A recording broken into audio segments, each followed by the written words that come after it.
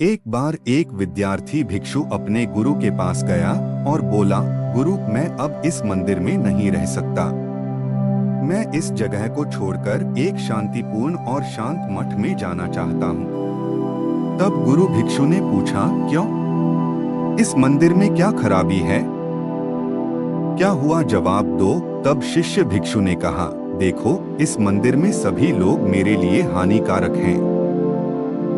इस मंदिर में कुछ ऐसे भिक्षु हैं जो राजनीति में बहुत ज्यादा रुचि रखते हैं, और कुछ अन्य भिक्षु भी हैं जो हमेशा मेरे बारे में और दूसरों के बारे में नकारात्मक बातें करते हैं, और कुछ अन्य ऐसे भी हैं जो अपना पूरा दिन केवल गपशप करने के अलावा कुछ भी नहीं करते हैं।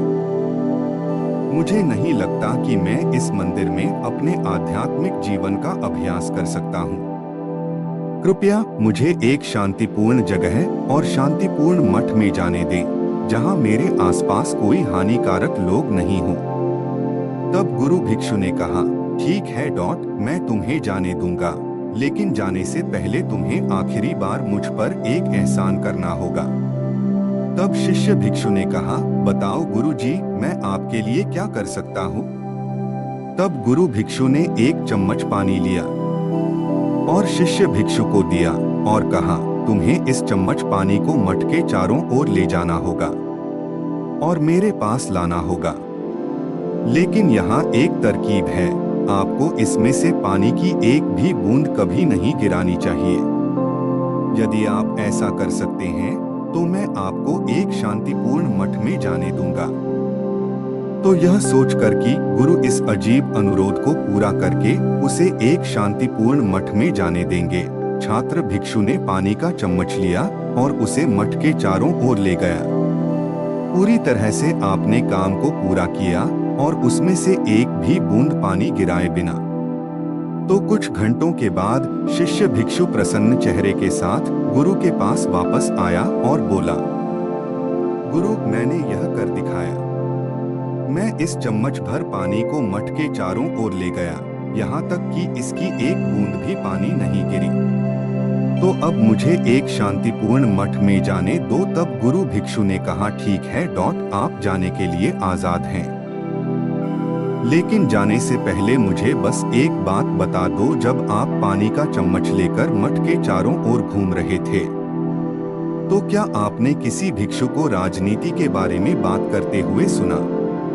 क्या आपने किसी भिक्षु को दूसरे लोगों के बारे में गपशप करते सुना?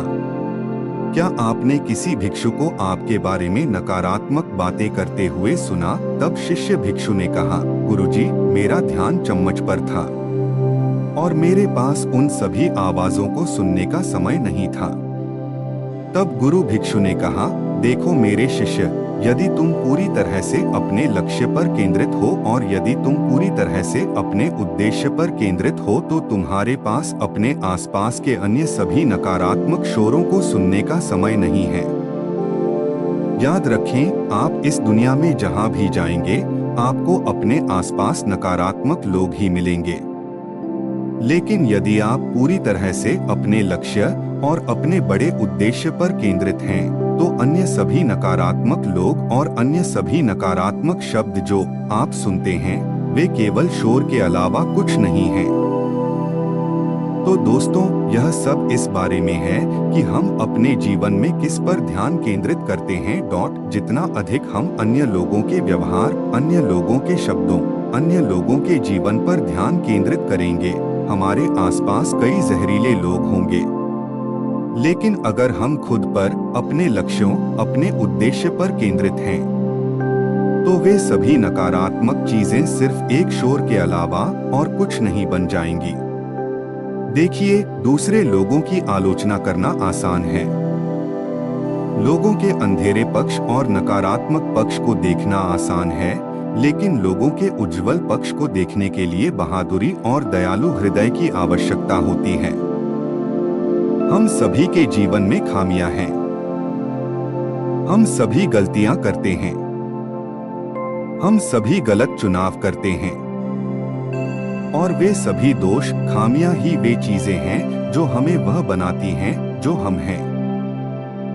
इसलिए जब आप लोगों के साथ काम करते हैं या जब आप सोशल मीडिया पर होते हैं तो आपका सामना ऐसे लोगों से होगा जो आपको पसंद नहीं है। आपके सामने ऐसे विचार आएंगे जिनसे आप सहमत नहीं हैं। याद रखें, उन सभी समयों में आपके पास यह चुनने की शक्ति है कि नकारात्मकता के साथ प्रतिक्रिया करनी है या सकारात्मकता के साथ उनका जवाब देना है। देवियों और सज्जनों, यह सब इस पर निर्भर करता है कि आप क्या करना चुनते हैं और आप अपने जीवन में किस पर ध्यान केंद्रित करते हैं। इसलिए खुद पर ध्यान केंद्रित करें और उन्हें सकारात्मकता के साथ जवाब देना चुनें। आप इससे क्या सीखते हैं? कमेंट कर जरूर बताएं। हमें उम्मीद है कि आपको यह कहानी पसंद आई होगी और काफी कुछ सीखने को मिला होगा। बाकी अगर यह कहानी आपको अच्छी लगी हो तो इस वीडियो को लाइक करें और ऐसी और कहानी सुनने के लिए चैनल को सब्सक्राइब करें। तो फिर मुलाकात होगा ऐसी ही एक प्रेरणादायक कहानी के साथ। धन्यवाद।